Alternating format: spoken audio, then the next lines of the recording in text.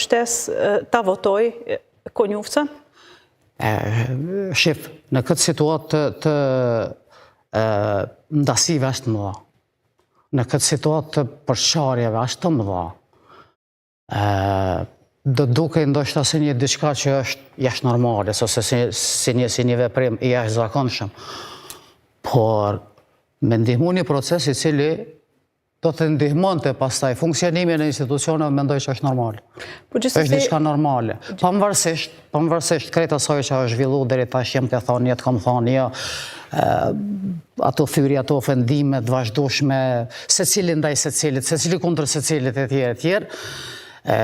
Po, tash një palë mund të ja marrë sikur e ka thyë qëndrimin, por realisht opozita kushtimisht ta quaj, sepse Kosova nuk ka opozit, po e them hapur, shkoqur, Kosova nuk ka opozit, por atë që mund ta quajmë si opozit që nuk ka qenë në pushtet, thjesht nuk është se ka pas një qëndrim të përbashkët. Nuk është se ka pas një qëndrim unik e tash pas ka dalë dikush me thyë një qëndrim të tillë etj. Sepse po të kishin do ta bënin qeverinë. Dhe gjëja më normale, në momentin kur nuk mundet me buaj që është i pari, që ka edhe si mas rregullave tona e tjerë, normale edhe aty këtu edhe në botë e tjera, kur nuk ka asnjë shans, asnjë mundësi, atëherë shkon te opozita.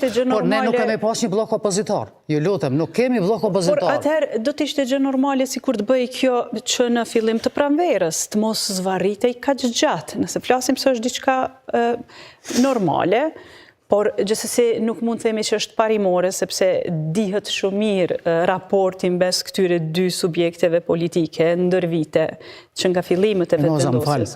Këtu veç parime s'ka. Lutem, veç për parime mos të flasim. Parimet kanë ra ka herë. Këtu flitet për interesa, herë interesa ditore, herë interesa pak gjata. Këtu veç politik nuk ka, këtu ka biznes, këtu ka interes biznesor. Politika është bërë një lloj biznesi ma fitim prurësi, që ka kohë, kështu që për parimet lutem, nuk s'kem pse diskutojmë. Parime sot veç me politikë nuk identifikohet. Fjala parim edhe politikë. Kështu që nuk kemi të bëjmë me parime, por pastaj në opinion po shitet si ndoshta mund të ketë ndonjë kjo që e quajmë pragmatizëm, pa ka shumë, që quhet një farë pragmatizmi, që në momentin e fundit, sepse s'ka kohë më kur. Po pikërisht pse pritet momenti i fundit, pastaj në opinion shitet si një sakrificë për interes të shtetit. Andaj po them, nëse është zvaritur kaq shumë dhe në fund të shitet si një veprim për interes të shtetit. Tu ka veç për llogaritje. Për llogaritje ka interesa. Kusha maj zoti me shit. Për me ble ma shumë, vota edhe i ban. Sepse pikrisht duke kalkuluar se si... Po, mund t'jetë kjo kalkulim, mund t'jetë, absolutisht fajtohet, mund t'jetë kjo kalkulim për ndonjë interes me shit, si kur ja nëzorëm vendin na prej krizës, nëzorëm prej i bom këto një anën tjetër, edhe të tjera. Po thoni që parime nuk ka. Por ju lutem, është shumë e rëndësi ato institucione, pavarësisht krejt kush që ka menon në një anë tjetra, ato institucione nuk guxojnë të blokohen pa fund. Ne po shohim tash edhe me radio televizionin, po ne do të kemi një valë tjetër pasaj, nëse nuk ekziston mundësia e financimit e tjerë, dhe ky vend shkurt shqip zhbëhet, kolapson. Edhe ashtu, veç kemi hyrë në faza të zhbërjes, shmontimit të shtetit e tjerë. Dhe edhe mos pagesa do të krijonte një problem të paparashikueshëm. Dhe në fund po e them, është e vërtet, kjo është çështje e sigurisë kombëtare. Po, absolutisht është çështje e sigurisë kombëtare. Me që hyt tek parimet. Te parimet, mimoz. Parimet ka herë. Në këtë vend kanë ra. Në momentet kur kanë fillu për llogaritjet, cili ka interes për çka ka interes ma shumë, cili ka interes një tjetër, njëni, thot unë i kam, po e thras veç njënën, se po kam interes tjetëri një, sjellja tyne në të gjitha momentet kruciale për vendin, për shtetin, për interesat e shtetit, e tjerë, veç me parime s'ka pas bëj. Pra ju krejt këto zhvillime nga nënshkurti i keni parë kështu, si tipike lojë politike, jo veç nga nënshkurti, pa u respektuar. Sidomos nga nënshkurti, po jo veç nga nënshkurti. Por nga në shkurti po flasim për një zhvillim pa fund që nuk na... Nga në shkurti absolutisht. Vetëm për llogaritje janë të pastra... Të gjithë, pa dallim? Pa asnjë dallim.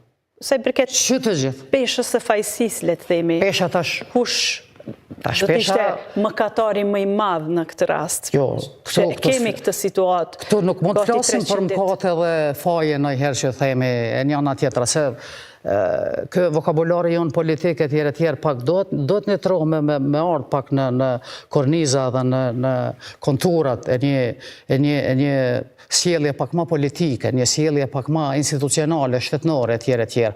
Ne mund të flasim për faje, por në institucionet shtetërore flitet për përgjegjësi mbi të gjitha. Dhe në këtë rast, pa diskutim, pa asnjë diskutim, përgjegjësia kryesore e parë i bie VV-s. Vetëvendosjes. Kjo nuk ka asnjë diskutim. Tradicionalisht, parimisht, rregullisht, normalisht, logjikisht, në çfarë do varianti që ta studiojmë, që ta analizojmë këtë çështje, përgjegjësi i parë dhe kryesor është kryeministri në detyrë bashkë me lëvizjen vetëvendosje, sepse ka fitu ma shumë se të tjerët. Nuk ka fitu me kriju qeverinë vetë, por është i pari në këto zgjedhje. Shift me tërheq një paralele me vitet, për shembull, mandati i parë kur kemi filluar 2001-2004 deri diku në 2010, nuk ka që deri në mandatin e kaluar kërkush në Kosovë nuk i ka fituar mbi 50% me mrime bo qeverinë. Gjithëherë është dashur me ullë, me bisedu, me bashkëpunu, me kriju institucione që tash po thojnë me nda pushtetin, që edhe kjo është gabim shumë i madh. Ne kemi qujtë njerëz janë ulen, bisedojnë, bojnë marrëveshje me bo institucionet, me funksionu shteti. Tash po thojnë me nda pushtetit. Do më thonë me nda interesat, ti që kaq, ti që të pjesë të takon njëna tjetra. Por i kemi ndërtu ato institucione. I kemi ndërtu, do më thonë. Paka shumë edhe në të kaluarën pesha e subjektit politik në një koalicion është matur me ministrit që kam mbajtur. Kush kam mbajtur ministri më të fuqishme financiarisht, kush disa ministri më periferike. Po ka ndodhë me 5-6 deputet, ka ndodhë me marë pozitën e kryeministrit. Por nëse duam të bëjmë një